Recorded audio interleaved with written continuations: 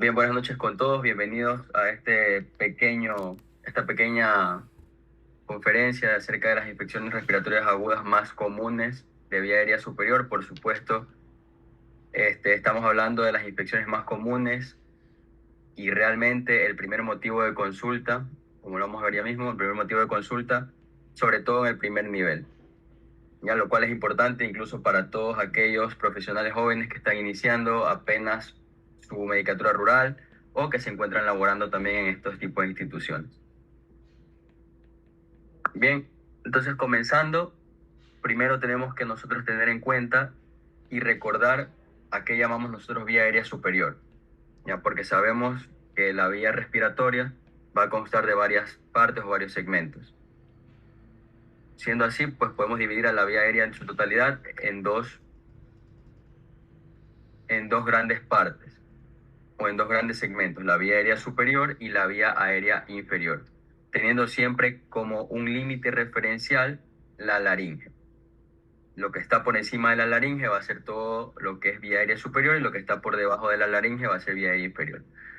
Esta vía aérea superior está conformada por todos los puntos que he mencionado, que he puesto aquí en esta diapositiva, entre ellos cavidades nasales, senos paranasales, amígdalas, oído medio, también se incluye dentro de la vía aérea superior actualmente la faringe y la laringe.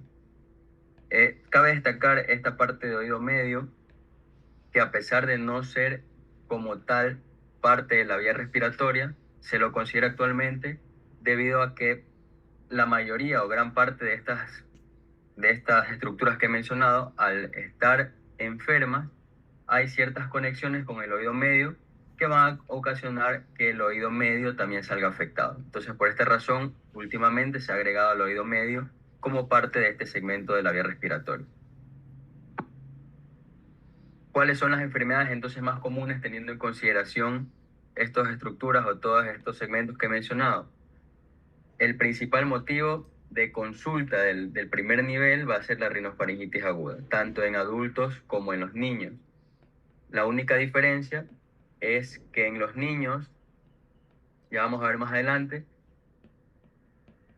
que sí tienden a tener mayor efecto o tienden a ir más veces al médico por este motivo, mientras que los adultos, a pesar de que también es una de las más frecuentes, con respecto o en relación a los niños, es un poco menos frecuente. Otra de las infecciones es la faringitis aguda, la faringoamigdalitis aguda y la sinusitis. Aquí cabe destacar que la rinofaringitis aguda, de una vez vamos adelantando un poquito los conceptos, la rinofaringitis aguda se separa de la faringitis aguda por un punto en particular, y es que la rinofaringitis hace referencia a la afección únicamente de la rinofaringe, mientras que la faringitis más hace referencia a la afectación de la orofaringe y la faringoamigdalitis cuando se asocia pues al proceso propio de la amígdala. Y de ahí la sinusitis, que es un proceso totalmente aparte.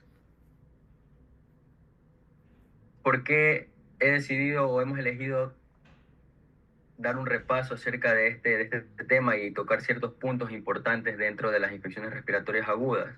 Principalmente, como les había mencionado, a nivel global, las infecciones respiratorias agudas, tanto en países desarrollados, oscila entre 30 al 60%. Ahora, en países subdesarrollados o en vías de desarrollo, esta tasa suele incluso aumentar, ya que existen factores, ya sean ajenos o exógenos al propio ser humano o propios del ser humano, que van a condicionar a que estas infecciones respiratorias se vayan a producir.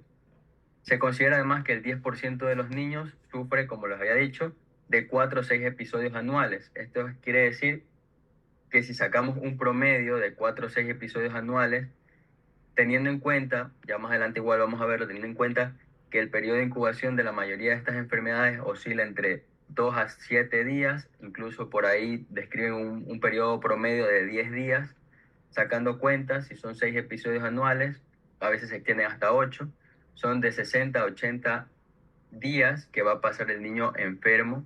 Ya vamos a ver también que existen muchos o múltiples serotipos de cada uno de estos agentes etiológicos y por eso es que los episodios son a repetición.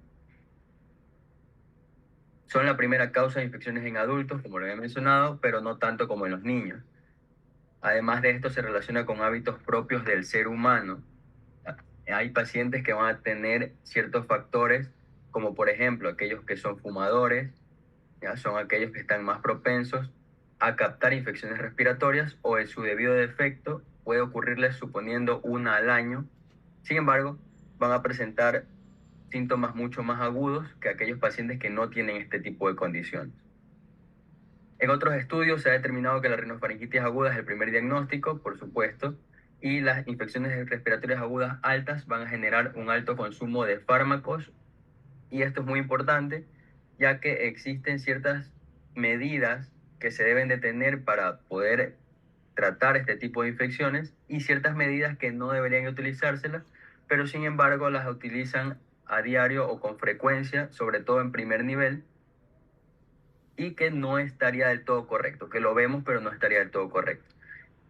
Y sumado o aunado a esto, hay una alta demanda de uso de antibiótico-terapia cuando en la mayoría de estas infecciones ya vamos a ver que son virales.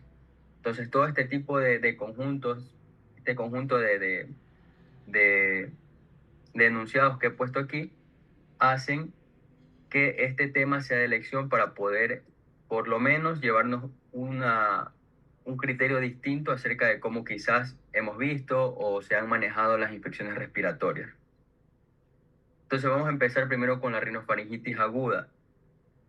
La rinofaringitis aguda, así como el resto de infecciones que ustedes vamos a ver aquí en esta charla, la mayoría son de origen viral.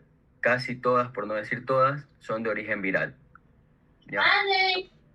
El curso de estas infecciones va a ser benigno, a menos que el paciente, ya sea adulto o niño, presente alguna comorbilidad o algún factor de riesgo que conlleve a que este tipo de infecciones que son inocuas, que no deberían causar ningún problema en ningún paciente, a más del el malestar que les ocasiona pues el estar enfermo, no debería ocurrir en realidad. Pero en su mayoría, gran parte de estos pacientes, el curso es benigno. Las estaciones, por supuesto, que juegan un papel importante, sobre todo el predominio va a ser en el otoño o en el invierno, por los cambios climáticos, de temperatura, etcétera. Y es una de las infecciones, o es mucho más común en los niños, como habíamos mencionado anteriormente. Los agentes etiológicos de la rinofaringitis aguda los podemos dividir en dos grupos, los más frecuentes y los menos frecuentes. Realmente la distinción o saber el agente etiológico como tal que está afectando o que está ocasionando la rinofaringitis no tiene mayor relevancia cuando hablamos del manejo, del tratamiento de estas enfermedades. Sin embargo, se los estudia como gaceta epidemiológica o simplemente para tener en consideración cuáles son los más comunes. De ahí que pues no realmente no interesaría tanto saber el agente etiológico porque el tratamiento y el manejo va a ser el mismo, a menos, eso sí, que haya un agente en especial o en específico que pueda conllevar alguna complicación y que necesite o amerite otro tipo de manejo. Entre los más frecuentes van a estar los rinovirus y de hecho son casi la mayoría, casi todas las rinofaringitis van a ser por rinovirus, seguidas del coronavirus. De hecho, pues ahora hace poco en la pandemia tuvimos el repunte de los casos de SARS-CoV-2 que causaban neumonías atípicas, pero que también es un agente que puede ocasionar rinofaringitis aguda y que no tiene mayor repercusión. Simplemente se queda una rinofaringitis aguda que no tiene mayor complicación. Estos dos son los que más frecuentemente ocasionan este cuadro. De ahí hay otros agentes que, a pesar de ser frecuentes, no lo son tanto, como el virus de la influenza, el de la parainfluencia, el neumovirus o también llamado virus incidental respiratorio o el adenovirus. Menos frecuentes tenemos los enterovirus y el reovirus. Cabe destacar que el rinovirus, así como el coronavirus, así como hemos escuchado pues actualmente en las noticias o hace muy poco, que existen 1 millón de cepas o serotipos, el rinovirus también tiene muchísimas formas, muchísimos serotipos, y es por esta razón que se describe que existen varios episodios anuales, tanto para niños como adultos, más en niños, ya que sobre todo ellos aún no tienen la inmunidad completa y su inmunidad recién se está desarrollando. Por lo tanto, estas rinofaringitis más se consideran, a más de ser virales, se consideran como enfermedades de adaptación. Es decir, que el niño conforme va creciendo, va a ir adquiriendo la inmunidad necesaria Eso sí, no va a ser total porque realmente en algún momento, igual que en los adultos, nuevamente va a adquirir la enfermedad, pero va a tener una inmunidad un poquito más desarrollada que le va a permitir tener un poquito más resistencia ante este tipo de enfermedades. El mecanismo de transmisión principal lo podemos dividir en dos en esta enfermedad, en la transmisión directa y la transmisión indirecta.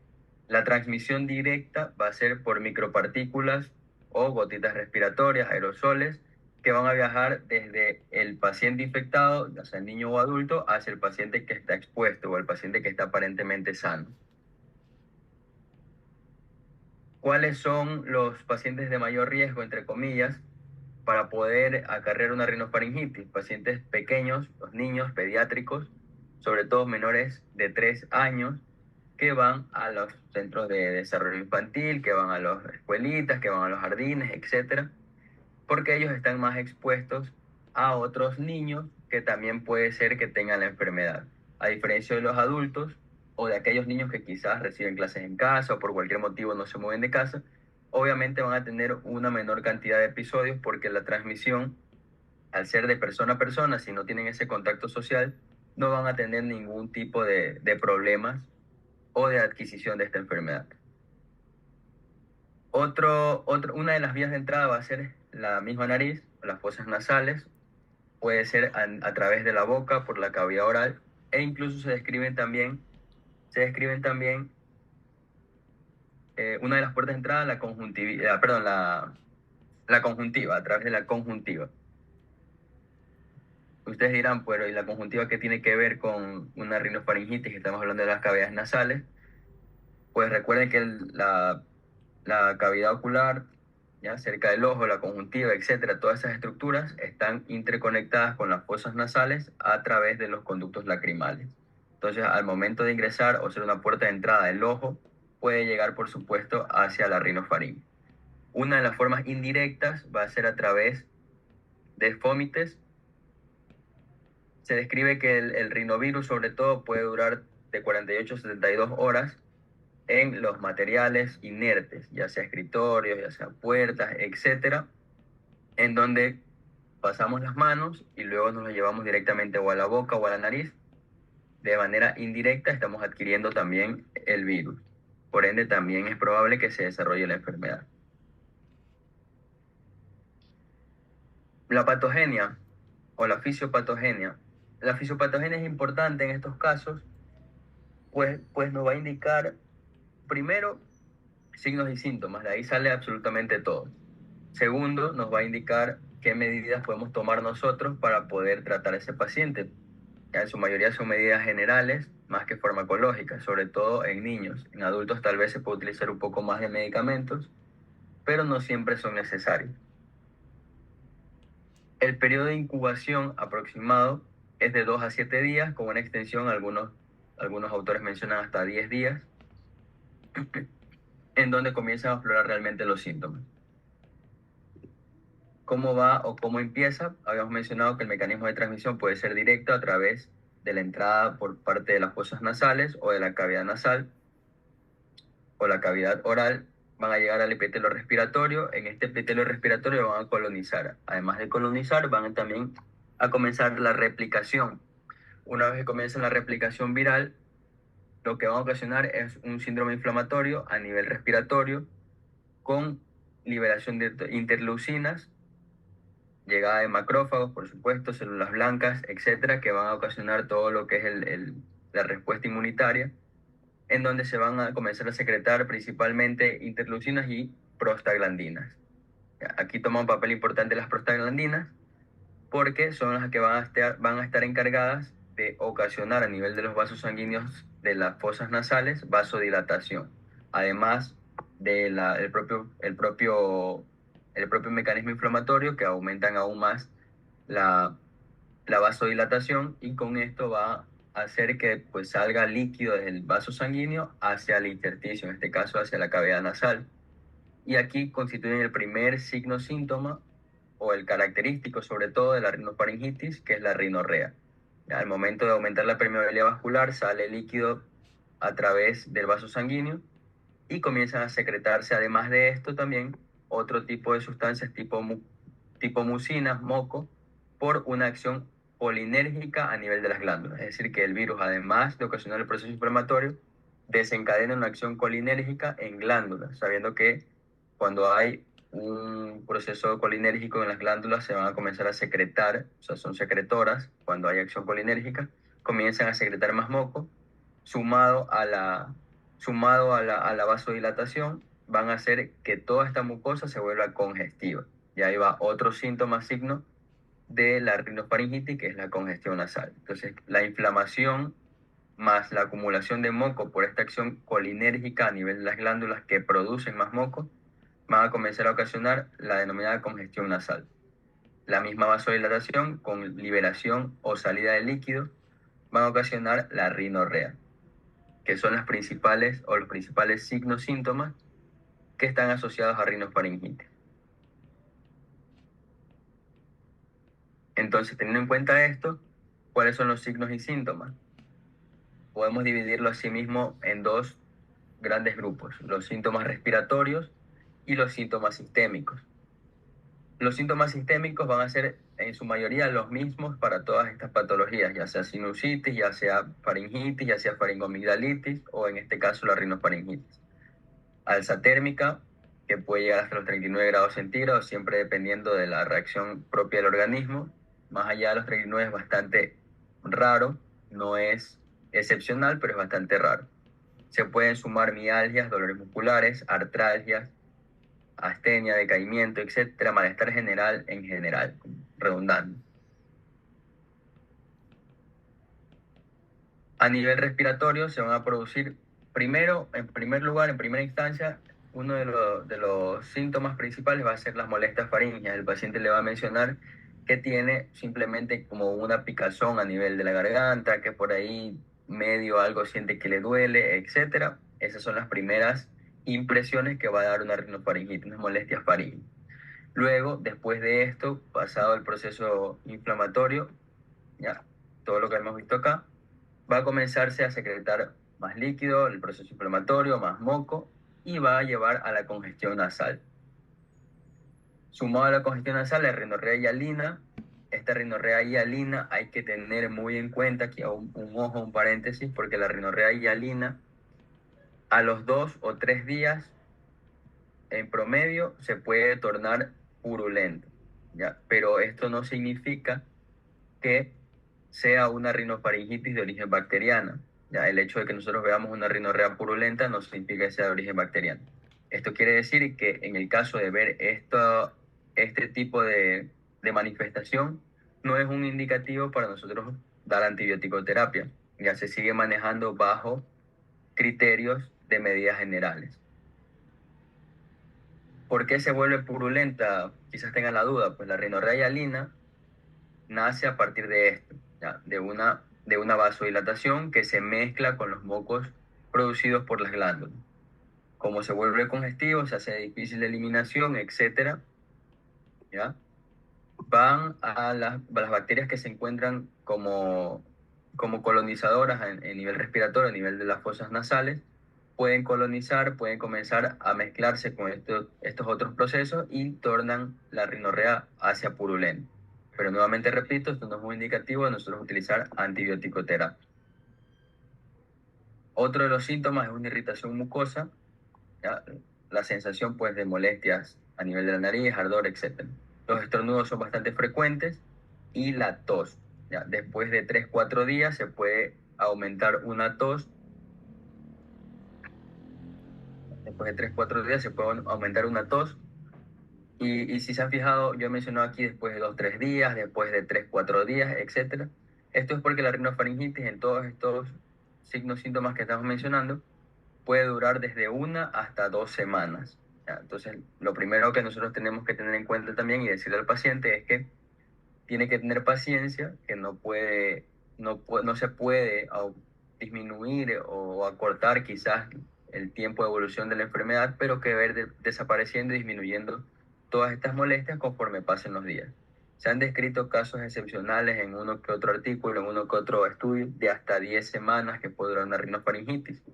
Sin embargo, pasados este periodo de tiempo, de 2 semanas en promedio, ya se debe de pensar y de investigar que no sea algún otro factor condicionante o alguna otra enfermedad que esté causando rinorreas, irritación mucosa, congestiones nasales, etcétera, etcétera, etcétera. O sea, ya descartar la rinofaringitis e irnos hacia diagnósticos un poquito más de comorbilidad. Bien, como había dicho, entonces la tos puede aparecer en los 3 4 días y puede durar hasta las mismas 2 semanas. ¿Ya? Hay pacientes que, a pesar de haber desarrollado una rinofaringitis aguda, hay virus o agentes etiológicos que habíamos visto en la tabla anterior, como el virus sincitial respiratorio, que es una de las causas de bronquitis, o en el caso de los niños de bronquiolitis. ¿Ya? El síntoma de la tos puede durar incluso hasta 3 semanas. Cuando yo digo que esta tos ya se considera como una hiperreactividad bronquial, ya cuando la tos supera las 3 semanas, obviamente a ser diferenciales, pues no, se habla también o hemos estudiado cuando nosotros no, hemos tenido que estudiar, por ejemplo, tuberculosis, hemos dicho que tos secas, ya porque en la mayoría de estos pacientes la tos es seca, tos secas de más de 2 semanas, ya se debe pensar en un tipo de tuberculosis, etcétera. Pero también se debe pensar en el perfil epidemiológico. Si el paciente no tiene antecedentes de alguna enfermedad como para diagnosticar tuberculosis, el paciente no tiene un contacto con pacientes que han tenido tuberculosis, etcétera, y el antecedente de rinofaringitis aguda, y después de este proceso es que se mantiene la tos, obviamente nosotros podemos ahí estar hablando de una hiperreactividad bronquial. En los adultos, esta hiperreactividad bronquial se la puede tratar con corticoides o bueno, principalmente con corticoides, más que con antitusinos, con corticoides. Y vasodilatador, y broncodilatadores, perdón. ¿En qué pacientes los síntomas son más agudos y molestos? Ya, como habíamos dicho al inicio en epidemiología, los factores propios del ser humano, en este caso los fumadores, hacen que todos estos síntomas sean mucho más agudizados, ¿ya? Cuando se presenta la rinofaringitis. En estos pacientes fumadores hay que tener especial énfasis porque muchos de ellos, por ejemplo, puede ser que tengan un EPOC, ya un EPOC escondido o un EPOC no diagnosticado, en cuyo caso una rinofaringitis podría complicar o exacerbar su cuadro de EPOC. Así que hay que tener mucho ojo siempre en los antecedentes de los pacientes.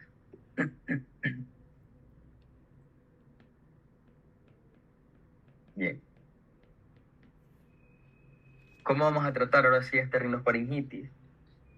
Como habíamos dicho, lo más sencillo siempre a veces es lo más difícil, ¿no? Entonces lo más sencillo de hacer en estos casos son todas sus medidas generales. En el caso de los adultos y también de los niños, vamos a tener como principal la hidratación adecuada, principalmente en niños, porque la fiebre, ya saben que en todo paciente la fiebre deshidrata. En los niños hay que tener especial cuidado con la deshidratación, se deshidratan muy rápido, en especial los niños pequeños, ¿ya? No abrigarse tanto, también hablamos nuevamente en los niños. Recuerden que el abrigarse eleva la temperatura, ¿ya? A veces las mamitas, los papitos no saben que abrigando, porque lo primero que van a decir es que el niño tiene frío, que tiene escalofríos, ¿ya?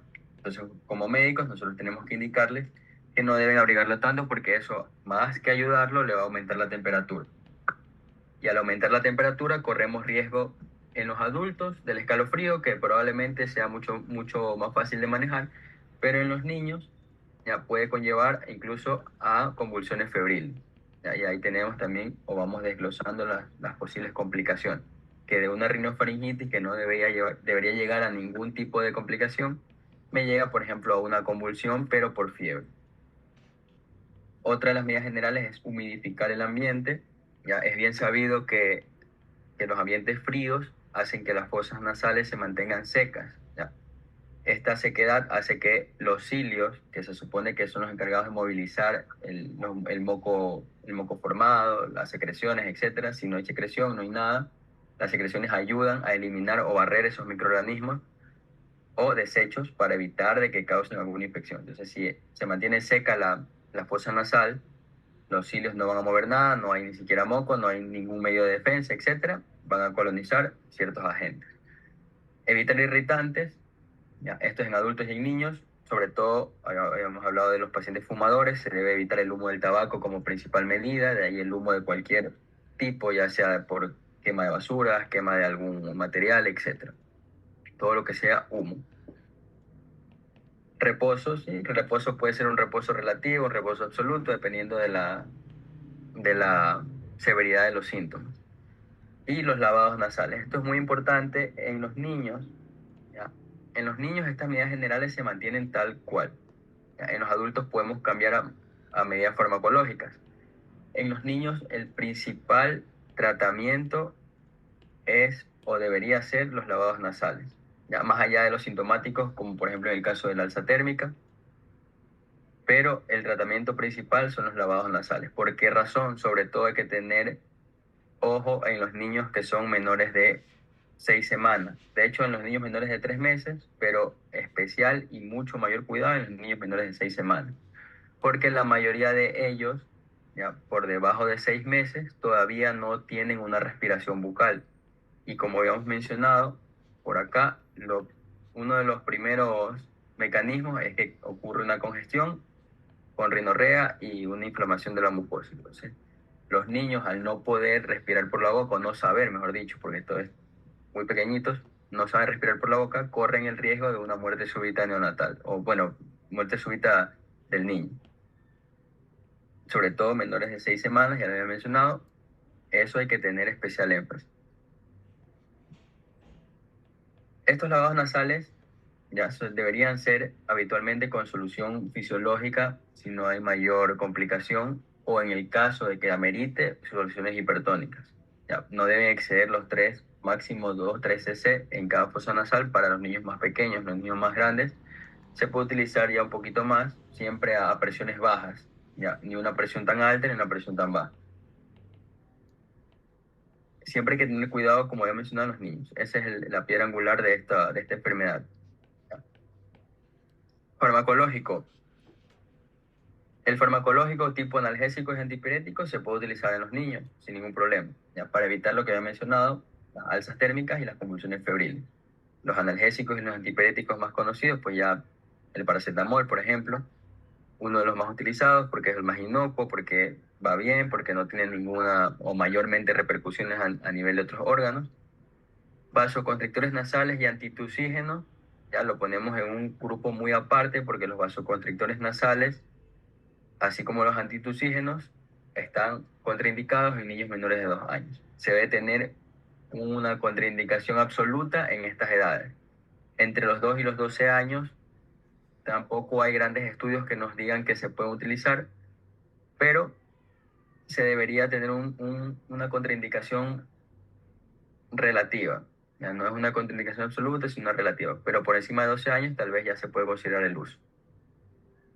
Ahora, sabiendo los signos, síntomas, para el malestar, alza térmica, mialgias, etcétera, vamos a utilizar principalmente el paracetamol, nuestro fiel aliado, que lucha y gana tantas batallas. El paracetamol. Para los adultos, obviamente, la dosis estándar es 500 a 1 gramo con una dosis máxima de 4 gramos al día.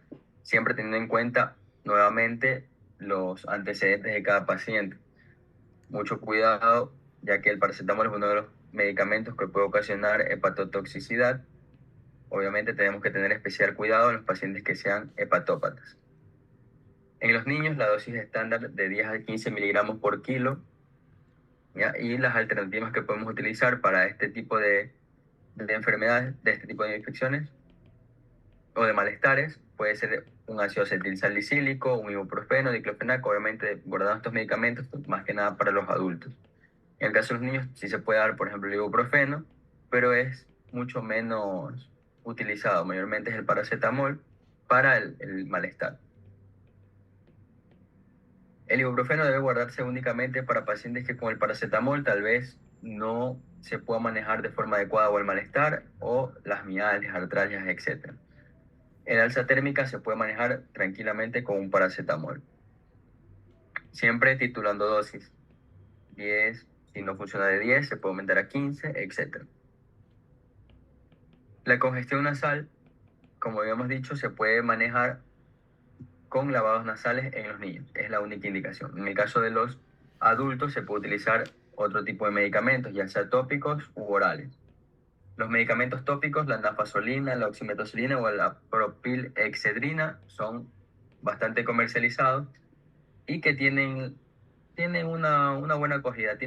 Sí sirven bastante, la verdad, para este tipo de malestares. En el caso de la nafasolina, viene pues en forma de gotas, ya, gotas, gotero. Se puede utilizar de 1 a 3 gotas en cada fosa nasal, cada 6 horas, cada 4 horas, dependiendo de qué tanto es la molestia o la congestión. La oximetazolina viene muchas veces como un atomizador. Ya en nuestro medio, aquí en Ecuador, ese se lo comercializa bajo el nombre de la Frin, el dichoso Frin. Esta oximetazolina se puede utilizar de 2 a 3 atomizaciones en cada fosa nasal cada 12 horas. Y la propilexedrina, aquí en Ecuador no se comercializa la propilexedrina, pero también es otro medicamento que puede ayudar. ¿Qué me interesa saber a mí de estos agentes tópicos? Ya tópicos significa que se van a utilizar dentro de la cavidad nasal, son directos. Ya, me interesa saber que estos no se pueden utilizar por más de 2 a 3 días, máximo 3 días. ¿Por qué razón? Porque estos son vasoconstrictores. Ya, al ser vasoconstrictores, pueden ocasionar un efecto rebote. Nosotros queremos tratar de que no se congestione por el mismo proceso inflamatorio o por la misma vasodilatación que ocurre a nivel nasal, pero al hacer el efecto rebote hace que se vasoconstriña demasiado los vasos y van a causar una resequedad a nivel de la mucosa. ¿Ya? Y esto puede conllevar a otras complicaciones también, como la rinitis medicamentosa. Las rinitis medicamentosas, ¿ya?, van sobre todo de la mano con el uso desmedido de la oximetazolina. O sea, en estos pacientes máximo 3 días. De ahí la otra medida que los puede ayudar son los lavados nasales. Por vía oral se puede utilizar la fenilefrina, la pseudoefedrina, la methoxamina, etcétera, que son tipo tabletas. Para la tos, ya se pueden utilizar en adultos, ya siempre en adultos. Este tipo de medicamentos no se lo utiliza en niños. El dextrometorfano. El dextrometorfano es un derivado de los opiáceos, ya se lo considera bastante cercano a la codeína, que actúan a nivel del centro tusígeno, o sea, tienen una acción central que inhiben el reflejo de la tos. Tanto el dextrometorfano como la pseudoefedrina, felinefrina, etcétera, vienen siempre combinados. O sea, estos medicamentos no vienen solos, sino que vienen combinados. ¿Ya? Y vienen por lo general en jarabes o en tabletas para el propio resfriado. Por ejemplo, aquí he puesto los que más se comercializan aquí en Ecuador: Notusin, Tusolvina, Tusigen, etcétera. Son los más utilizados. En el caso de la pseudoefedrina, pues otros medicamentos como el Trioval, ya, o sea, esos medicamentos que son para resfriado lo tienen. Obviamente vienen mezclados, como por ejemplo, en el caso del Trioval viene mezclado con clorfenamina, ya que es un antihistamínico. En el caso aquí vemos que pues, se puede utilizar para la rinorrea y estornudo, o viene mezclado con paracetamol también. Ya, por lo general no vienen solos. Para la rinorrea y el estornudo, ¿qué se puede utilizar? Lo mismo, tópicos, el bromuro y patropio, orales como la clorfeniramina, que es la que les acabo de mencionar, o la clemastina. Los he puesto aquí en negro y he puesto acá la palabra antihistamínicos, porque si bien es cierto, los antihistamínicos tienen cierta acción anticolinérgica, ¿ya? Anticolinérgica, y recuerden que uno de los mecanismos patógenos o patológicos era la acción colinérgica a nivel de las glándulas. Se cree que el uso de antihistamínicos puede ayudar, ¿ya?, a disminuir la rinorrea y también por ahí un poco la congestión nasal. Clorfenamina y clemastina son antihistamínicos anti-H1. Sin embargo, este grupo farmacológico hasta la actualidad, hasta la fecha de hoy, todavía no hay resultados concluyentes de que realmente sirvan para este tipo de situaciones. Ya se los prescribe en su mayoría, la mayoría de profesionales por ahí lo saben recomendar, ya, pero todavía no hay algo sistematizado que digamos, esto sirve para esto de aquí. Otros estudios tal vez han demostrado que otro tipo de antihistamínicos, porque la clorfenamina y la clemastina son de primera generación, otros antihistamínicos como los de segunda generación, como la loratadina, cetiricina, sobre todo cetiricina, ya ha demostrado que sí puede ayudar, pero no en la rinorrea y estornudo, sino que ayuda más bien a nivel de la congestión nasal. Ya ha demostrado que sí tiene relevancia y que sí tiene función. Pero todavía no se llega a un consenso general de que los antihistamínicos tengan una gran relevancia para poder tratar este tipo de afecciones. Y no está de más indicar que los antihistamínicos en los niños asimismo están contraindicados, sobre todo en los niños menores de 2 años. Los antihistamínicos, ¿por qué están contraindicados? En niños, porque tienen acción sedante. Ya la mayoría de estos antihistamínicos, sobre todo los H1 como clorfenamina y clemastina, tienen acción sedante. Ya causan somnolencia, estupor, etcétera, dependiendo de qué tanto sea la reacción. Además de esto, los antihistamínicos, su acción colinérgica, ya también tienen otro tipo de, aparte de su acción anticolinérgica, tienen otro tipo de reacciones que pueden conllevar alteraciones cardiovasculares. Ya, por ejemplo, los antihistamínicos en pacientes que tengan arritmias también están contraindicados, porque uno de los efectos adversos de los antihistamínicos puede ser arritmias cardíacas, ¿ya? O alteraciones a nivel de la función eléctrica del corazón.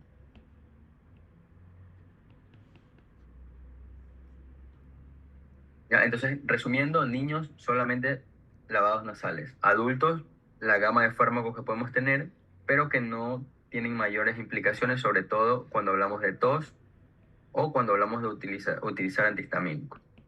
Ya. Ahora, existe otro grupo farmacológico que son los mucolíticos. ¿Yo? Los mucolíticos son un grupo como el tipo Primusil, ¿ya? Acetilcisteína. Este tipo de medicamento sirve más para los adultos, ¿ya? Los adultos. Probablemente ayude más en las bronquitis crónicas más que en una rinofaringitis, ¿ya?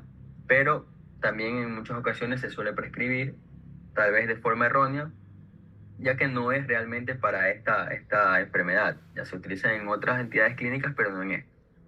Y por supuesto, paciente pediátrico que utilice Primusil o acetilcisteína también está contraindicado. Todos estos agentes mucolíticos en muchas ocasiones aumentan la tos, ya porque la mayoría de niños, primero, que todavía no saben expectorar, ya, sobre todo niños menores de 5 años, ellos tienden a tragárselas o a deglutir la secreción. Entonces esto le va a causar otro tipo de complicaciones. No deberían darse ni los mucolíticos, ni los antitusígenos, ni antihistamínicos, etcétera, etcétera. Nada de lo que hemos mencionado aquí. Y bueno, para terminar con rinofaringitis, tenemos también un algoritmo diagnóstico en donde podemos hacer dos implicaciones, las no complicadas y las complicadas. Las complicadas, ya que son dentro de la gama de las complicadas, no deberían llegar, porque habíamos dicho que son autolimitadas, pero en su mayoría se pueden complicar con infecciones bacterianas secundarias. ¿Cuáles son estas? Una otitis media aguda purulenta o una sinusitis aguda purulenta, que son las más comunes, en cuyo caso debería darse antibiótico-terapia. Cuando no son complicadas y solo tienen los síntomas que hemos mencionado, se debe abstener al uso de antibióticos y solo se debe utilizar las medidas generales que hemos dicho y el tratamiento farmacológico sintomático. ¿Ya? Se puede recomendar también vigilancia durante 7 a 10 días para ver si no ocurre alguna complicación. Y en el caso de que ocurra tales como fiebre persistente más de 3 días, aparición de fiebre después de 3 días, persistencia de la tos, obstrucciones nasales ya de larga data, dificultad respiratoria, que se, que se complique con una conjuntivitis purulenta, un edema palpebral, etcétera, solo en esos casos ya se puede hacer alguna distinción para utilizar antibiótico-terapia o en su debido de caso referir al nivel que corresponde. ¿En quiénes más probablemente se puede presentar una complicación? En los pacientes con grandes comorbilidades crónicas, en pacientes neutropénicos, en pacientes inmunodeprimidos en general. ¿Ya? En pacientes con enfermedades crónicas tales como diabetes mellitus, hipertensión arterial, los neutropénicos, los inmunocomprometidos tales VIH, etcétera, etcétera, etcétera. La prevención básicamente son lavado de manos, uso de mascarillas, evitar pues el estar utilizando objetos o estar muy cerca del paciente que ha contaminado o que está eliminando gotitas respiratorias.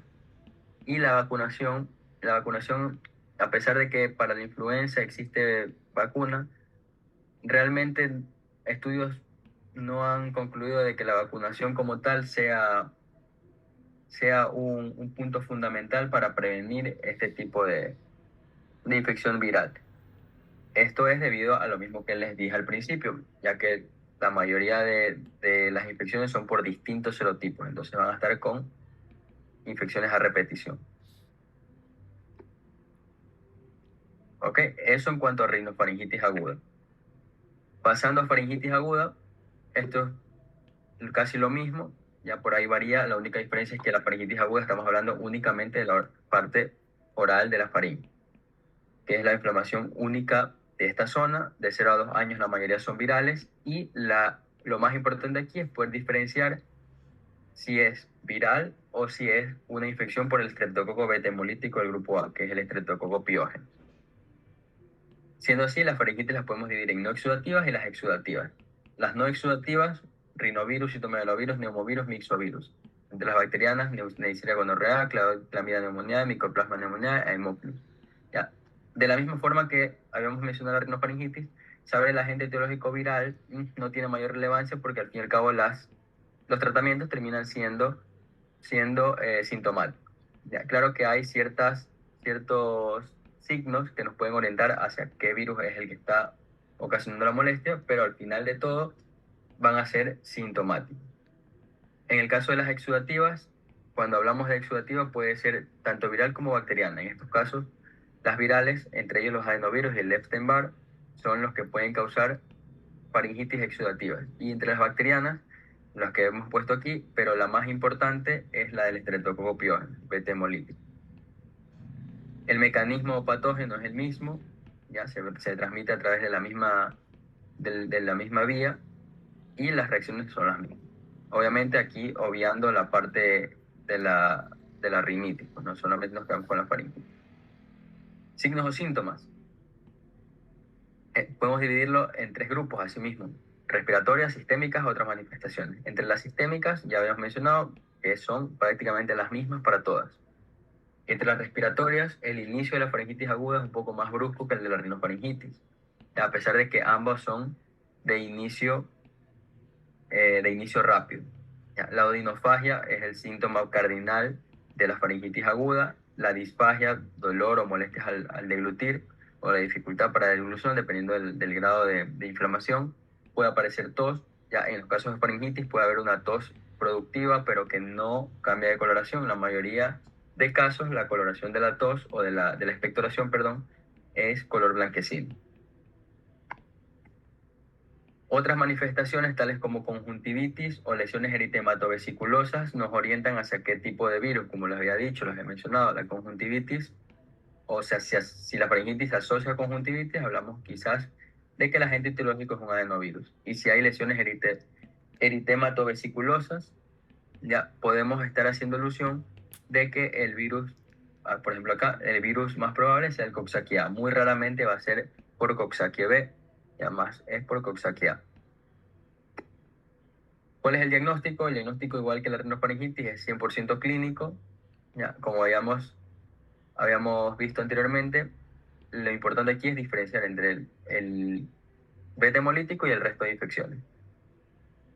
¿Cuándo voy a usar el cultivo exudado? Cuando yo voy a pedir el cultivo, cuando yo clínicamente vea que es una infección por estreptococo beta hemolítico. Ya vamos a ver igual en amigdalitis cuáles son los parámetros para pedir el cultivo exudado faríngeo, cuáles son los parámetros para pedir pruebas moleculares, cuándo debo dar antibiótico terapia, etcétera, etcétera, etcétera. El diagnóstico, como mencioné, clínico. No hay que darle vuelta. Ya no necesito yo ninguna prueba de examen, laboratorio, etcétera. Eso sí, diagnósticos diferenciales con alguna otra infección, pero en general es clínico. Farmacológico sigue siendo el mismo, sintomático. Los antisépticos tópicos no están recomendados utilizarlos. De hecho, la FDA no lo considera por riesgo primero, la dilución del antiséptico, y segundo, por riesgo de intoxicación por el mismo. Aunque deberían ser inocuos, pero puede ocasionar intoxicación.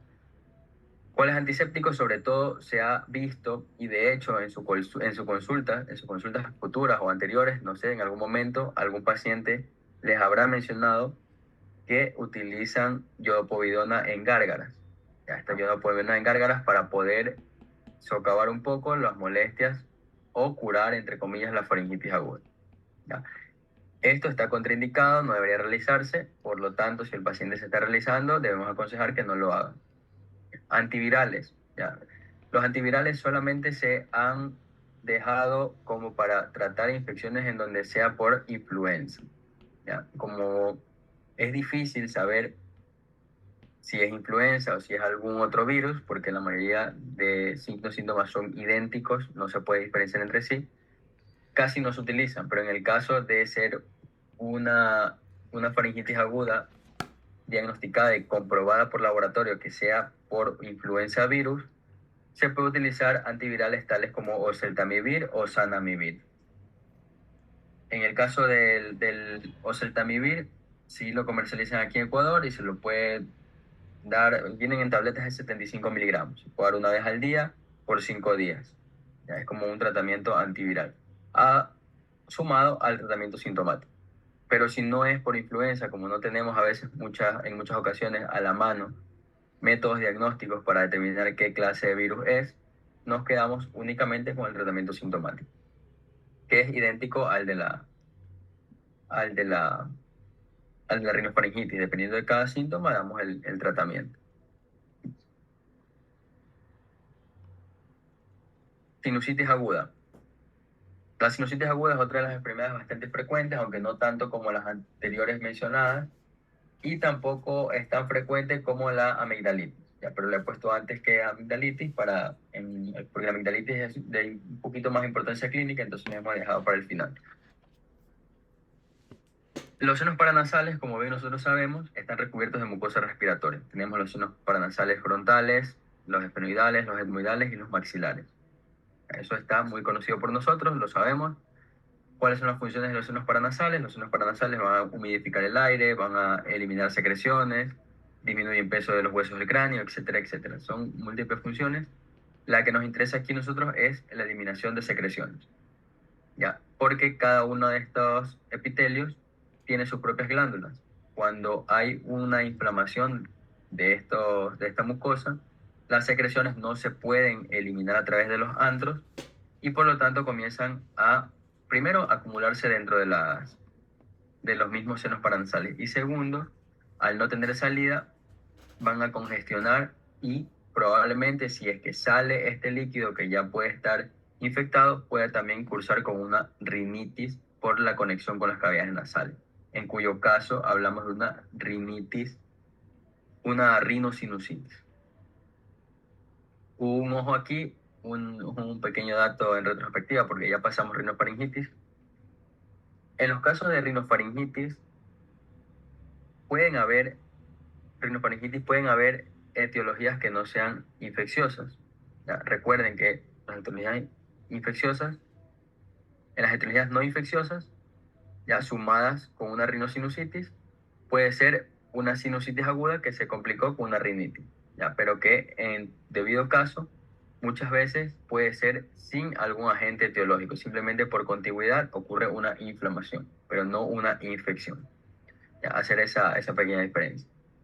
Los senos paranasales más frecuentemente afectados son los senos maxilares, seguidos de los senos frontales, los etmoidales y por último, el menos frecuente es el seno esfenoidal o los senos esfenoidales. Esos son los que con menos frecuencia son patológicos. Entonces, siempre es infecciosa, no siempre una sinusitis aguda es infecciosa, igual que, como hemos mencionado, entre la diferencia entre rinitis infecciosa y no infecciosa, aquí también podemos hacer la misma distinción. Una rinofaringitis aguda infecciosa, simplemente por contigüidad se inflaman los senos paranasales, ya, pero no se llega a infectar. Por lo tanto, hablamos ahí de una rinosinusitis no infecciosa. Hay factores favorecedores, por supuesto.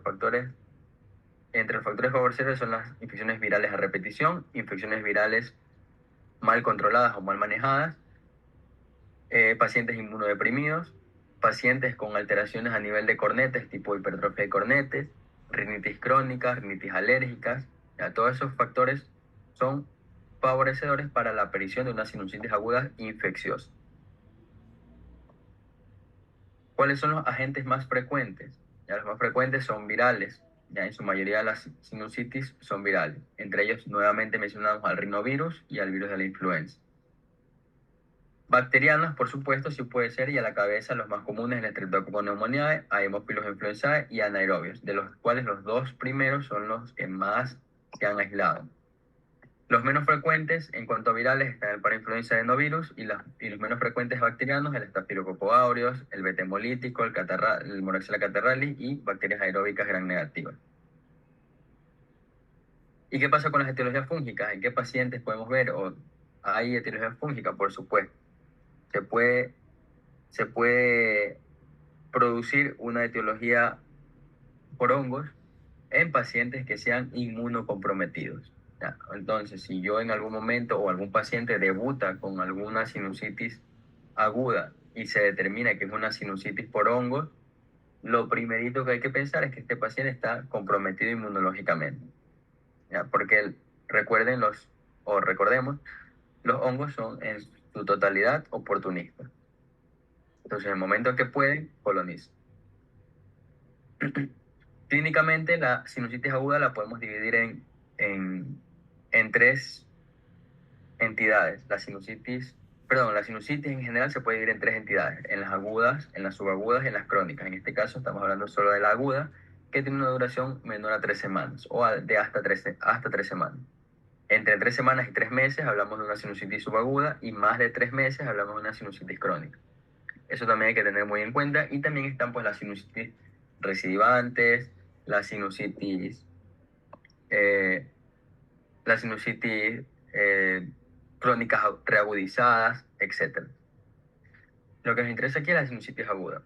El inicio de la sinusitis aguda es muy similar a la rinofaringitis aguda, ya los síntomas catarrales propios de la rinofaringitis.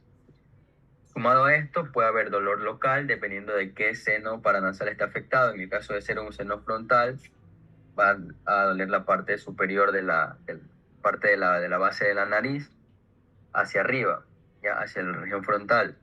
Puede haber dolor a nivel del orificio suborbitario, a nivel del maxilar, si hay afectación de los senos maxilares, o si hay una afectación etmoidal o de los senos paranasales etmoidales y sospechamos que sea un seno etmoidal, el dolor va a ser a nivel de los globos oculares. Y si hay un dolor retrovulvar, es decir, un dolor retroocular, el paciente dice que siente un dolor como por detrás de los ojos, podemos quizás intuir que sea una afectación esfenoidal. De ahí hay otros síntomas como la rinorrea purulenta, ya que a través del ostium o de los antros tiene la conexión con las cavidades nasales, más la inflamación que ocurre a nivel de la fosa nasal, la rinorrea purulenta. Alza térmica, que son todos los signos sistémicos, como hemos mencionado anteriormente. El diagnóstico de estas sinusitis agudas es eminentemente clínico, ya como el resto de todas estas patologías. Pero hay unas medidas o unos exámenes complementarios que podemos nosotros solicitar o tener a la mano para poder hacer los diagnósticos. Las radiografías, aunque no son de uso cotidiano, ¿ya? Y que tienen sus indicaciones propias, es decir, nosotros no podemos pedir una radiografía en un paciente que sospechamos sinusitis aguda. La radiografía, para poder pedir una radiografía, el criterio es que sea una sinusitis aguda mal controlada, mal manejada, una sinusitis crónica, una sinusitis que a pesar del tratamiento, después de 48 a 72 horas no hay mejoría, pedimos una radiografía. Existen, para poder valorar senos paranasales, dos proyecciones principales: la proyección de Waters y la de Cadwell. La de Waters, ya que es la mentonasoplaca, y la de Cadwell, que es la frontonasoplaca. ¿Ya? Para la de Waters, nosotros principalmente vamos a ver senos paranasales frontales y maxilares. Es decir, si sospechábamos de suponiendo que no tengamos tantas radiografías a la mano y solo una proyección, me pongo exquisito, pero suponiendo que solo tengamos una proyección y sospechamos de una sinusitis frontal, pedimos la de Waters. Si sospechamos una sinusitis maxilar, pedimos la de Waters. Pero si sospechamos de una sinusitis etmoidal o esfenoidal, etmoidal, por ejemplo, perdón, o frontal, podemos pedir Cadwell. Si sospechamos de una sinusitis esfenoidal, no nos sirve ninguna de estas dos. ¿Ya? En esos casos deberíamos pedir una radiografía lateral, ¿ya? Para poder observar el seno esfenoidal.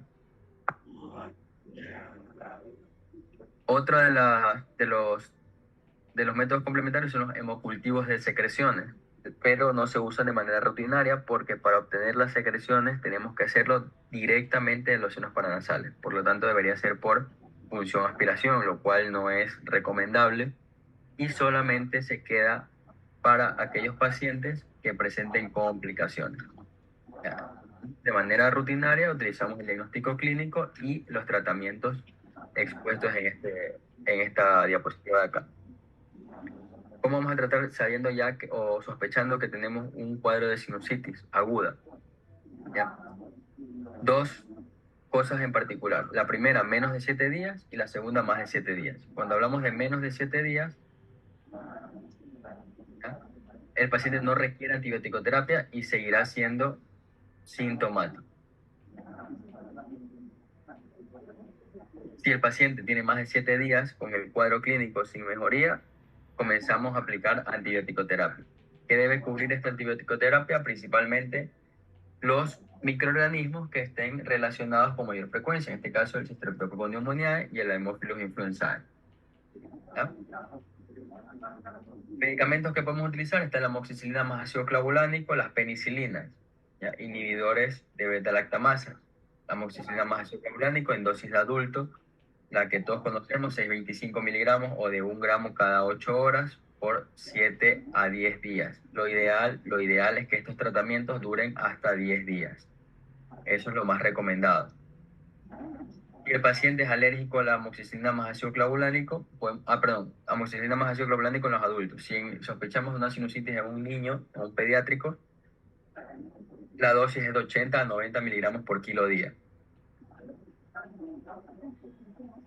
Levofloxacino o moxifloxacino son una alternativa para los pacientes que son alérgicos a las penicilinas o que no hayan sido bien controlados con una penicilina con más un inhibidor de beta-lactamasa.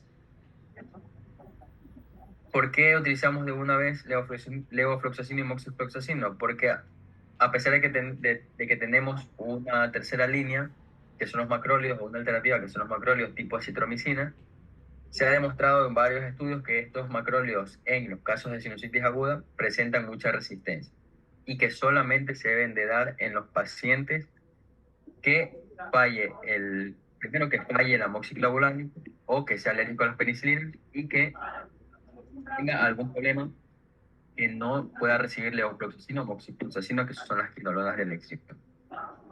Solo en esos casos, o alérgico a las levofloxacinas, moxifloxacina y quinolonas en general, solo en esos casos utilizamos macrólidos. La levofloxacina en adultos, las dosis estándares 500, 750 cada 12 horas por 7 a 10 días, moxifloxacino 500 cada 12 horas por 7 a 10 días, esas son las pautas de antibióticos. Los macrólidos tipo citromicina 500 diarios por 5 días. En el caso de los pediátricos, la citromicina de 8 a 10 miligramos por kilo día por 3 días o se puede extender hasta 5 días dependiendo del cuadro clínico. Y la levofloxacina en los pacientes pediátricos, la dosis oscila de 10 miligramos por kilo cada 12 horas en niños de 6 meses a 5 años y a 10 miligramos cada 24 horas, 10 miligramos por kilo dosis cada 24 horas en mayores de 5 años. Nunca sobrepasar la dosis de 500 miligramos al día. Con esta medicación, tranquilamente el paciente debería mejorar, ¿ya? La única implicación para que haya un fracaso terapéutico es que haya una mala acogida del tratamiento, que haya resistencia al microorganismo, que el microorganismo no sea ninguno de los dos comunes, que sea una infección por hongos, ¿ya? O que tenga alguna otra complicación. ¿Cuáles son las complicaciones? Las podemos dividir en 3 grupos: las intracraneales, las orbitales y las pulmonares. La sinusitis, a pesar de ser un cuadro clínico no tan complejo, ya, o no, no ser una entidad tan compleja, sí puede tener complicaciones bastante severas. Ya, las intracraneales, por la contigüidad, puede causar meningitis, puede causar abscesos cerebrales; orbitarias puede causar un absceso subperióstico; y las pulmonares, que a la larga pueden ocasionar una bronquitis crónica. Cuando nosotros tengamos un paciente con alteraciones del sensorio, pacientes con alteraciones visuales, pacientes que nosotros veamos que tienen este tipo de edema a nivel de los párpados y ya estamos hablando de un absceso superióstico, que tengan alteraciones a nivel de conciencia, que haya signos de focalidad neurológica, etcétera. Esos pacientes deben ser referidos a un nivel mayor, hospitalario, porque necesitan recibir medicación por vía intravenosa. Ya esta medicación por vía oral no va a servir por ningún motivo, ¿ya? Porque hay que descartar el resto de posibilidades. Y por último, para terminar, vamos a hacer una pequeña revisión de lo que es la amigdalitis aguda y su manejo de forma sencilla y breve.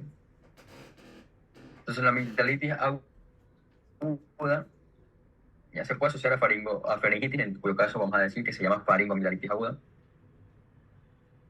Faringoamigdalitis aguda. Esta es una infección que mayormente se presenta en la infancia, ya, pero hay que saber que en menores de 3 años es bastante infrecuente que ocurra una faringoamigdalitis por el agente etiológico que más nos preocupa, porque es el que mayor complicaciones tanto a corto como a largo plazo puede dar, que es el estreptococo beta hemolítico del grupo A. De ahí se puede presentar en niños a partir de los 2 años hasta los 19 años, que es lo más frecuente, en adultos jóvenes y niños. En adultos un poco mayores puede existir, pero es mucho más raro. En su mayoría las faringoamigdalitis o las amigdalitis son virales. Ya, nuevamente tenemos que tener en consideración que son virales.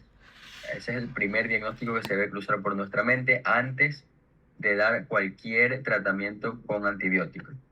Si nos hemos dado cuenta, todas las enfermedades que hemos visto, todas tienen como etiología principal virus, virus, virus, virus. ¿Viral o bacteriana? Esa es la pregunta. Esa es la pregunta que debemos hacernos siempre. ¿Cuál es la causa?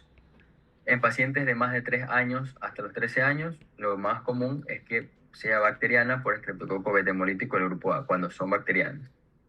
Su mayor incidencia va a ser en invierno, pues es lo mismo que el resto de infecciones agudas respiratorias. En estas estaciones es donde más existen casos. Causas de las amigdalitis agudas. Ya que tenemos otro cuadro, pueden ser virales, la mayoría, como dijimos, rinovirus, influenza, coronavirus, enterovirus y adenovirus. Básicamente se repiten los mismos virus casi para todas las enfermedades mencionadas aquí en este evento. La única diferencia es que por ahí uno que otro, quizás el coronavirus está un poquito más arriba, o quizás influenza es el principal agente, o el rinovirus, ya, pero en casi todas son los mismos agentes etiológicos. ¿Y cuál va a ser el tratamiento? Sintomático. Ya nos vamos a ir de esta pequeña charla sabiendo que todas estas infecciones respiratorias de vía aérea superior son sintomáticos su manejo. Solo en casos puntuales se agrega antibiótico-terapia o algún otro medicamento para socavar un poco los síntomas. Bacterianas. ¿Cuáles son las causas bacterianas? A la cabeza, el estreptococo beta hemolítico del grupo A, el piógenes, ya que es el microorganismo más común. Puede también haber infecciones por estreptococo beta hemolítico del grupo C y G. Ya, en estos casos, en este grupo de estreptococos, normalmente los niños y adultos mantienen colonizada la vía respiratoria superior con este tipo de microorganismos, este tipo de bacterias. Cuando hay una amigdalitis por estreptococo beta hemolítico del grupo 6G, tiene menos severidad de síntomas que el estreptococo beta hemolítico del grupo A. Y cuando es por este mismo grupo, sobre todo son aparentemente oportunistas, ya que al ser saprófitos de la mucosa respiratoria, solamente desarrollan la enfermedad cuando por ahí falló un poco la inmunidad y lograron colonizar. Otros agentes, Fusobacterium necrophorum, Neisseria gonorrhoeae, Yersinia enterocolítica, y así también hay bacterias atípicas como Mycoplasma pneumoniae, Chlamydia pneumoniae o Chlamydia psittaci, ya que son mucho más raras, pero que en las atípicas, sobre todo, ocurren más en pacientes con otro tipo de comorbilidades. Entonces, amigdalitis aguda, resumiendo, virales es lo más común, y si en el caso fuera bacteriana, el más común es Streptococcus beta hemolítico del grupo A. Eso, llévenselo o llevémoslo plasmado. Mecanismo de transmisión va a ser directo, igual que el resto, ya por las gotas respiratorias, a lo que tose o a lo que en algún momento estuvo muy cerca, tosió, estornudó por cualquier motivo, puede colonizar. Amigdalitis aguda, en cuanto a su clínica, ¿ya? No hay un signo y síntoma patognomónico, eso hay que tenerlo muy en claro.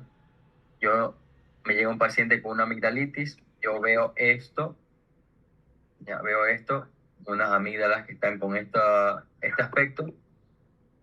¿Puedo decir que es bacteriana? Posiblemente sí,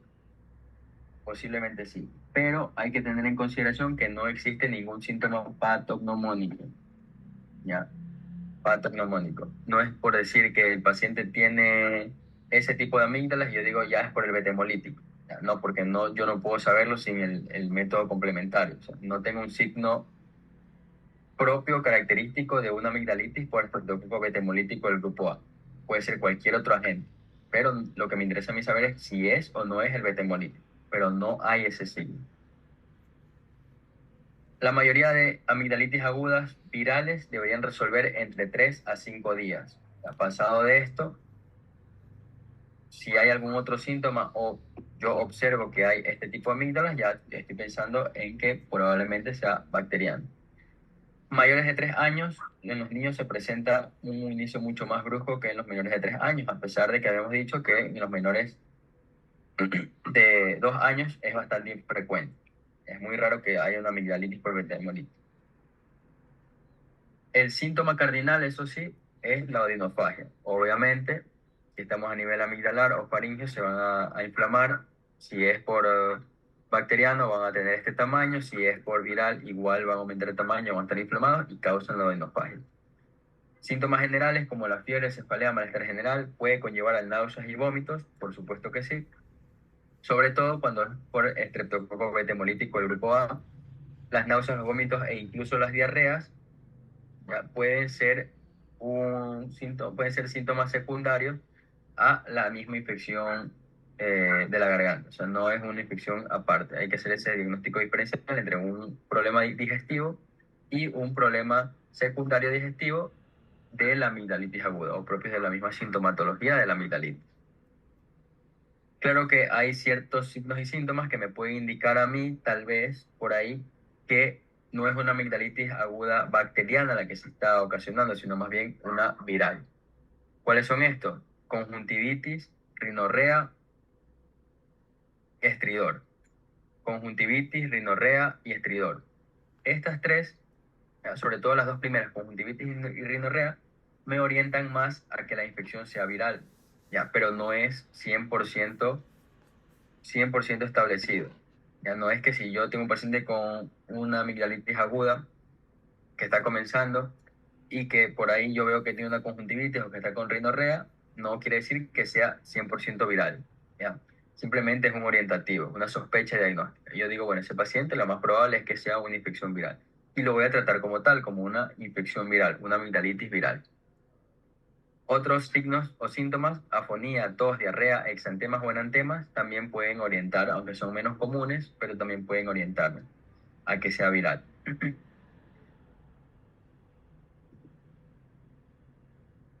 Al examen físico, yo que voy a encontrar en los pacientes, en la mayoría sean niños adultos, las amígdalas van a estar eritematosas, hiperémicas, la faringe hiperémica, van a estar aumentadas de tamaño, hipertróficas, a nivel entre los dos pilares del paladar. Va a haber un exudado pultáceo, que es lo que nosotros vemos acá. Bueno, este es un exudado un poco más formado, pero pultáceo en forma de puntos. Se puede agregar adenopatías cervicales que son dolorosas, eso es la diferencia quizás de otros cuadros, donde las adenopatías son no dolorosas, aquí son dolorosas. Pueden aparecer petequias en el paladar, así como también lesiones tipo donut o tipo donas, ya como las que vemos aquí en estas imágenes. Ya, esto también es orientativo a que sea una amigdalitis bacteriana, es decir, un halo periférico rojo, eritematoso y una parte central color más blanquecino, que son básicamente como puntitos pustulosos. Entonces esas lesiones en donut me orientan más a una etiología bacteriana. La úvula, por supuesto, va a estar congestiva, inflamada. Puede aparecer una erupción escarlatiniforme, sobre todo en los niños. Esto es bastante más común en los niños, más que en los adultos. Lo mismo con las lesiones tipo donut, son más frecuentes en niños que en adultos. Eso con respecto a la clínica. Sabiendo toda la clínica, nosotros podemos diagnosticar una amigdalitis aguda, ya sea viral, ya sea bacteriana por el betemolítico. Es decir, que el diagnóstico es totalmente clínico, ¿ya? No necesito yo de exámenes complementarios. Primero porque el diagnóstico es clínico y segundo porque algunas pruebas muchas veces no se tienen a la mano. Entonces es bastante complicado. Pero mis sospechas diagnósticas van de la mano con el tratamiento que voy a dar. Claro que existen otro tipo de ayudas como las escalas de predicción clínica. Tenemos principalmente tres: la escala de Centor, el MAC-ISAC y el Fever Pain. Ya, estas tres escalas solo me ayudan a predecir si esto es o no es una amigdalitis aguda bacteriana. Y además de esto, me ayudan a saber si necesito o no necesito pedir algún examen complementario. Esto sobre todo más en primer mundo. Aquí en nuestro medio, por lo general, el diagnóstico es más clínico, porque no se cuenta muchas veces con un método complementario rápido.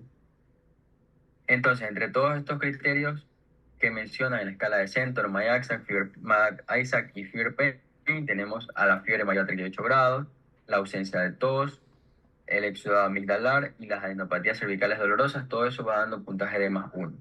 Y conforme van sumando, podemos tener si vamos a pedir o no vamos a pedir los estudios microbiológicos. Entonces, de 0 a 1 punto, no necesita un estudio, porque el riesgo de infección por estreptococo betemolítico del grupo A es bajo, de 2 a 6% aproximadamente. De 2 a 3 puntos, puedo solicitar un estudio microbiológico y puedo ver si es que sale positivo o sale negativo. Si sale positivo, hay un riesgo del 10 al 30%, 28-30% de que sea un estreptococo betemolítico y lo voy a tratar como tal. Entre 4 y 5 puntos, ya el estudio microbiológico se debe pedir iniciar inmediatamente el tratamiento antibiótico, porque el riesgo para ser un bacteriano y sobre todo betemolítico es del 38 hasta el 63-65%. O sea, es mucho mayor. Sea cual sea que utilicemos, ya todas van a servir para lo mismo: Centor, MAC-ISAC y Fever Pain para la predicción de que sea mi sospecha una amigdalitis por betemolítico y si necesito o no pedir estudio microbiológico. La edad también está dentro de estos criterios, sobre todo para MAC-ISAC y Fever Pain. Edad entre 3 a 14, 15 a 44, mayores a 45. Bueno, de todas maneras, estas escalas las pueden revisar. La más utilizada, o bueno, la más conocida en realidad es la escala de predicción de Centor. Y esa es la más conocida, la más ampliamente distribuida, utilizada, etc. Ahora sí, ¿cuáles son los estudios complementarios que yo puedo pedir? El principal es el cultivo de exudado faríngeo. Ese es el estándar, ya, el gol estándar, por decirlo así, porque es el que me va a permitir a mí saber si realmente realmente tengo o no tengo el betemolítico, como les he mencionado, y vuelvo y repito, es el que me interesa saber si hay o no hay. El cultivo tiene una sensibilidad del 95% y una especificidad del 99%. La única desventaja es que los resultados suelen estar en un primer mundo y en un lugar donde se pueden hacer rápidamente entre 24 a 48 horas. Mientras que existe otro test, que es el test rápido de antígeno estreptocócico, que de la misma forma se obtienen las muestras del mismo exudado o bueno, directamente de la pared faríngea. Es mucho más rápido y se lo tienen en cuestión cuestión de minutos.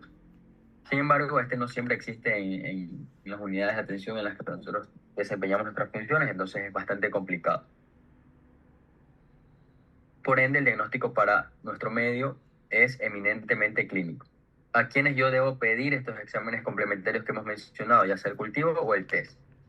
Ya, debo pedir, tiene indicaciones precisas. El primero, pacientes mayores de 3 años. Recuerden que los menores de 3 años, bueno, en general menores de 2 3 años, es muy infrecuente. Entonces, debo pedir en mayores de 3 años, ya que hayan tenido contacto o que tengan una clínica sugestiva o un centro de mayor puntaje de riesgo de amigdalitis aguda estreptocócica, pacientes menores de 3 años, pero que tengan una amigdalitis aguda con, con un contacto con algún familiar, pacientes o cualquier persona que tenga o haya tenido hace muy poco amigdalitis estreptocócica, pacientes menores de 3 años que a pesar del tratamiento farmacológico sintomático no mejoran dentro de las 48 a 72 horas, también se debe pedir un cultivo o un test de antígeno estreptocócico. ¿En qué otros pacientes puedo pedir? En pacientes adultos que tengan alguna comorbilidad o inmunodeficiencia. Todos esos criterios ya son obligatorios para pedir pruebas complementarias para descartar estreptococcus pyogenes. Existen nuevas pruebas moleculares, por supuesto. Hay las sondas ADN, la PCR, la reacción en cadena de polimerasa y la hibridación fluorescente in situ. Estas pruebas moleculares, obviamente, es muchísimo más complicado conseguirlas y se quedan simplemente como para estudios, siendo siempre las más utilizadas hasta el día de hoy, cultivo y los test rápidos de antígeno estreptocócico. ¿En quiénes puedo pedir pruebas moleculares? En los mismos pacientes que hemos mencionado. ¿Ya? A pesar de que, como menciono, no están tan a la mano, o sea, son bastante difíciles de poder conseguir.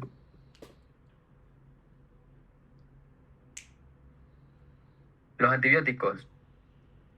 Los antibióticos en este tipo de pacientes, cuando nosotros hablamos de amigdalitis por betemolítico, están indicados. Pero si yo tengo un paciente que no sé todavía, ¿ya? No sé todavía si es o no es por un agente bacteriano, tengo criterios específicos para el uso de antibiótico-terapia, sobre todo en los niños, ya más que en los adultos, en los niños, en los pacientes pediátricos. Se ha demostrado que la antibiótico-terapia, en caso de ser necesario y administrados de manera precoz, puede reducir la duración de los síntomas, el tiempo de contagio y la prevención de complicaciones. Ya vamos a ver en una de las diapositivas más adelante que las complicaciones pueden ser incluso hasta largo plazo. ¿Cuáles son los criterios para la utilización de la antibiótico-terapia? Aquí hago mayor énfasis en los pediátricos. Primero, casos confirmados mediante un test rápido de antígeno estreptocócico o por un cultivo. Casos de alta sospecha de origen bacteriano, es decir, un MAC-ISAC o un CENTOR mayor a 4 o 5 puntos, o en casos de que un test rápido sea negativo o no haya disponibilidad de la prueba a la espera de resultados de cultivo. ¿En qué otros pacientes? En presencia de un cuadro de faringomidalitis en un contexto familiar, ¿ya? Cuando se ha confirmado el origen estreptocócico en algunos de los convivientes, con independencia de los resultados de las pruebas microbiológicas. Lo que mencionaba, lo mismo que cuando pedíamos en pacientes que hayan tenido contacto, aquí también, presencia de un cuadro en cualquiera de los miembros de la familia confirmado por estreptococo betemolítico, también debe utilizarse antibiótico-terapia en el caso de que ese otro paciente, en especial pediátrico, curse con sintomatología característica de amigdalitis aguda, aun cuando no tengan un resultado de laboratorio de ellos confirmando, ¿ya? O cuando se haya pedido el laboratorio, pero aún no tengamos el resultado. Y aunque es excepcional en ciertos casos, si existen antecedentes de fiebre reumática en el niño o en algún familiar que haya tenido. Entonces, antibiótico-terapia ante un cuadro de amigdalitis le vamos a dar a un paciente, nuevamente, repito, sobre todo pediátrico, en aquel que se le pregunta si tiene, o bueno, en aquel que se le pregunta a los familiares, al papá, mamá, que es el que va a consulta, si alguno de la familia con los que está conviviendo ha tenido algún problema tipo fiebre reumática. En esos pacientes se debe utilizar antibiótico-terapia muy aparte de si tengo o no tengo los exámenes complementarios. Entonces, si nosotros vamos a dar antibiótico-terapia a un paciente con amigdalitis aguda, el tratamiento es el siguiente. Como primera línea, ya se debe utilizar fenoximetilpenicilina o benzatina. Ya, esto es una medicación por vía oral. En general se da de 7 a 10 días. ¿Ya? En pacientes que pesen más de 27 kilos, aquí tomamos en conjunto todo, tanto adultos como pediátricos, más de 27 kilos, 500 miligramos cada 12 horas. y en los que pesen menos de 27 kilos se recomienda dosis de 250 miligramos cada 12 horas. A pesar de que la primera línea es el fenoximetilpenicilina, ¿ya? Que debería ser el de elección vía oral, porque es el de vía oral, porque es el que mejor resultados ha dado con respecto a estudios con otros medicamentos o alternativas, no es el que más se utiliza. Ya hay estudios que han demostrado que la fenoximetilpenicilina, de hecho, ni siquiera aparece dentro de los 2 o 3 primeros medicamentos utilizados para estos casos, siendo que la penicilina G-benzatínica ocupa el primer lugar, seguido de la amoxicilina. Esto es esto es otra circunstancia que nosotros debemos llevarnos en cuenta, y es que a pesar de que la penicilina G-benzatínica es un buen médico, un buen fármaco para el tratamiento de las amigdalitis, no es el tratamiento de primera elección. ¿Ya? Y que a pesar de que se lo da de forma rutinaria, deberíamos cambiarlo a una fenoximetilpenicilina o benzatina por vía oral. ¿Ya? Ese es el tratamiento de elección. Mucho ojo, no quiere decir que el utilizar penicilina G-benzatínica esté mal, ¿ya? Pero hay que recordar y hay que tener en cuenta, en consideración, que hay otro fármaco por encima del mismo que en la actualidad se considera o se sigue considerando como primera línea. Si el paciente no tolera una fenoximetilpenicilina o no la puede conseguir o por cualquier motivo no la puede tomar, se puede dar la alternativa de amoxicilina por 7 a 10 días. Lo mismo, la misma cantidad de tiempo, en una dosis de 40 a 50 miligramos por kilo día, cada 12 o cada 8 horas, sin sobrepasar la dosis máxima de 500 miligramos en 12 horas o 1 gramo en 24 horas. Esto es para los pacientes pediátricos. Para los pacientes adultos, la amoxicilina se utiliza muy poco, ¿ya? Porque en algunas ocasiones se han demostrado estudios que hay bastante resistencia con respecto a este fármaco. Ustedes quizás, o bueno, todos aquí quizás, en alguna ocasión hemos visto la utilización de amoxicilina más ácido clavulánico para el tratamiento de este tipo de cuadros. Ya, se considera, ya, y hay estudios que avalan que la utilización de un inhibidor de beta-lactamasa, como lo es el ácido clavulánico, no mejora por ningún lado o no tiene beneficio alguno en los cuadros de faringoamigdalitis aguda por estreptococo beta hemolítico. ¿Por qué razón? Porque el estreptococo beta hemolítico es un microorganismo que no es productor de beta-lactamasa. Entonces, utilizar un inhibidor de beta-lactamasa para una bacteria que no tiene esta enzima es contradictorio, o sea, no tendría por qué caber. E incluso utilizando ácido clavulánico, sabiendo que el ácido clavulánico pues tiene como uno de los efectos adversos que es hepatotóxico. Entonces hay que tratar de ajustar la medicación adecuada para los bichos adecuados, para los microorganismos adecuados. Si el paciente no puede o no tolera la vía oral, es decir, no puede utilizar la benzatina, no puede utilizar la amoxicilina, se le puede ahora sí administrar la penicilina G-benzatínica, que siempre va a ser por vía intramuscular y en monodosis, es decir, una sola ampolla, que puede venir en ampollas de 1.2 millones, 2.4 millones y de 600.000 unidades. En los pacientes que pesen más de 27 kilos, pediátricos, niños, se puede utilizar 1.2 millones, que es la misma dosis para el adulto, 1.2 millones, intramuscular, una sola dosis. Si el paciente pesa menos de 27 kilos, esto ya está estandarizado, este peso, este corte de peso, por debajo de 27 kilos, se puede dar la misma penicilina G-benzatínica intramuscular, pero se la da en 600.000 unidades internacionales. Si es alérgico a las penicilinas, doctor, ¿qué le voy a dar? Ya, si es alérgico a las penicilinas, tenemos otras opciones como los macrólidos, las lincosamidas o las cefalosporinas como el cefadroxilo en dosis de 30 miligramos por kilo día cada 12 horas por 5 a 10 días. Tipo acitromicina, 20 miligramos kilogramo día, una vez al día por 3 días. O las lincosamidas tipo clindamicina de 8 a 30 miligramos por kilo día, 3 veces al día o cada 8 horas o 4 veces al día o cada 6 horas por 7 a 10 días. Ya, estos son los tratamientos indicados para este tipo de afecciones.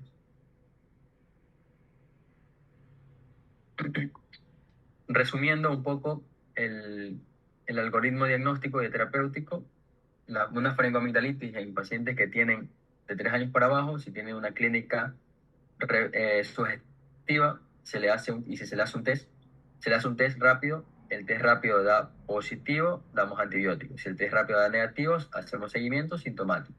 No hay ninguna otra cuestión. Si tiene 3 años y no tiene síntomas sugestivos de infección bacteriana, seguimos con sintomático.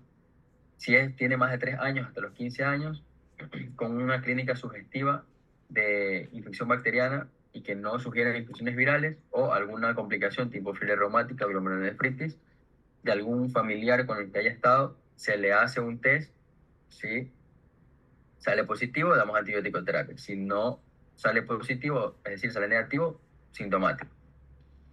Si no tiene ninguna de estas otras consideraciones, sintomático. Si sale un test rápido negativo y no está disponible, pero mantiene un score de predicción Isaac o Centro de 4 a 5, se sugiere hacer cultivo. Si el cultivo sale positivo, damos antibióticos. Si el cultivo sale negativo, seguimos con medicación sintomática. ¿En qué pacientes puedo yo ver un fracaso terapéutico? En pacientes, obviamente, que persistan síntomas porque no es una infección bacteriana, sino una infección viral, porque el paciente no cumple adecuadamente la medicación, y de hecho, es una de las principales causas. Se ha demostrado que es una de las principales causas para no utilizar tipo fenoximetilpenicilina en los pacientes, ya que esto conlleva a un tratamiento de 7 a 10 días. Y todos sabemos que los pacientes, o a la mayoría de pacientes, no les gusta tomar medicación. Por lo tanto, van a hacer lo más fácil, y es una ampolla, que es una sola dosis. Las recurrencias también entran dentro del fracaso terapéutico, y el desarrollo de complicaciones. Si es un paciente complicado con alguna otra clínica, ya sea supurativa o no supurativa, que son las que tenemos por acá, obviamente no va a servir las medidas que estemos tomando. Otras alternativas, si ya eh, el, el- el cuadro es muy florido, o está a repetición, o pacientes que tienen unas amígdalas demasiado inflamadas, hipertrofian demasiado, considerar primero el drenaje quirúrgico, segundo, a largo plazo, la amigdalectomía.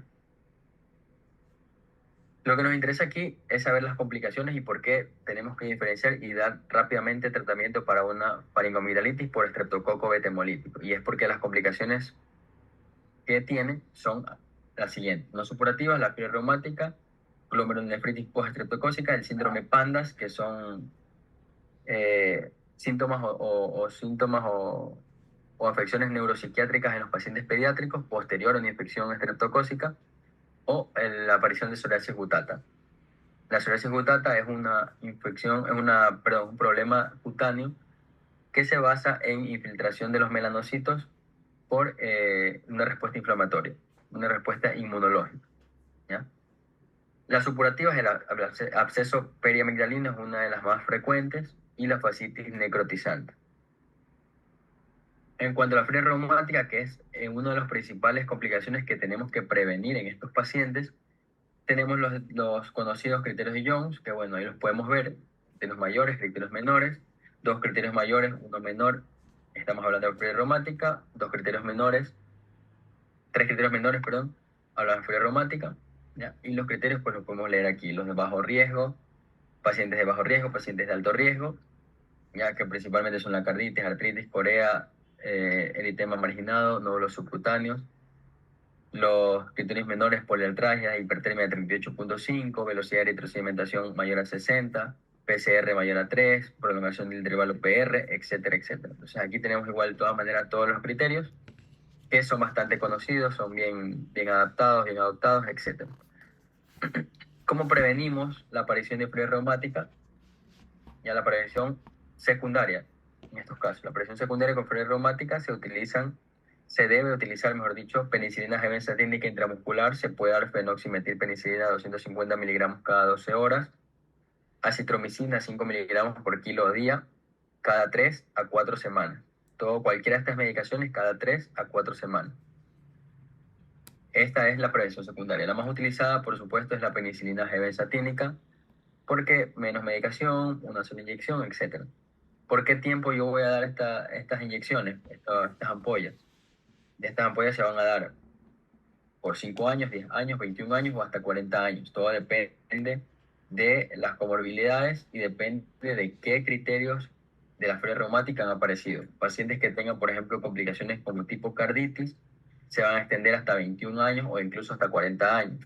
Aquellos que no presentan estas complicaciones de tipo carditis, los tratamientos pueden durar hasta 5 años o hasta 10 años.